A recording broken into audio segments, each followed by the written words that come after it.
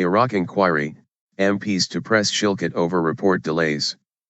The head of the official inquiry into the Iraq War will be questioned about its progress later by MPs, amid anger that its report will not be published before the general election. It is the first time Sir John Chilcot has been cross-examined about his work since the inquiry began in 2009.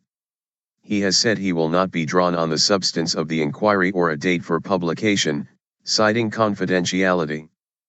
But MPs said he needed to set out the reasons for the delays to the report.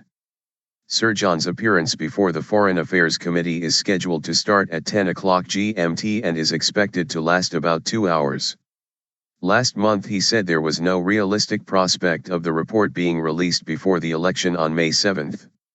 This is despite the inquiry holding its last public hearing in 2011.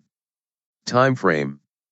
The inquiry is considering how UK forces came to participate in the US-led invasion of Iraq in 2003 and its aftermath, which saw UK troops remain in the country until 2009.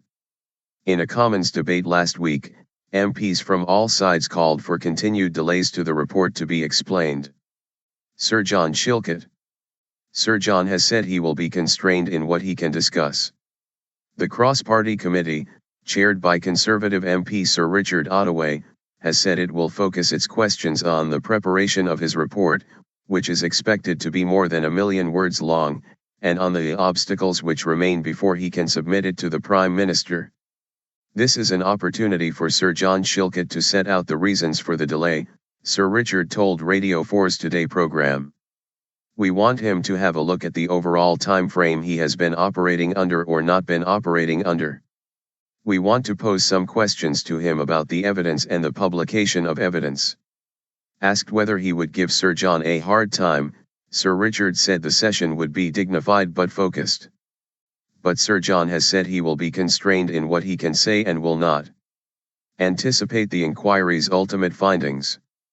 Make a judgment on when it will be published. Comment on the ongoing process of Maxwellization where those provisionally criticized in the report are being invited to respond. Enter into sensitive discussions on the declassification of documents. In a statement last month, he said the inquiry had taken longer than he and his other panel members had expected, but he would not be giving a running commentary. To ensure that the conclusions we reach are well-founded, it is essential that our approach should be rigorous and comprehensive, he said.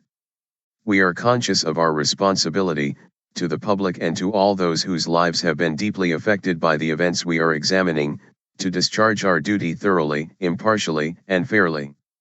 Ministers say they are frustrated by the delays but cannot intervene because it is an independent inquiry.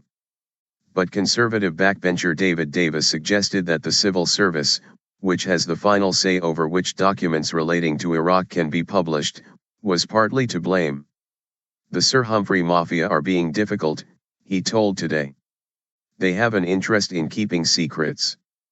Between 2003 and 2009, 179 British personnel lost their lives in Iraq and thousands of Iraqi civilians died.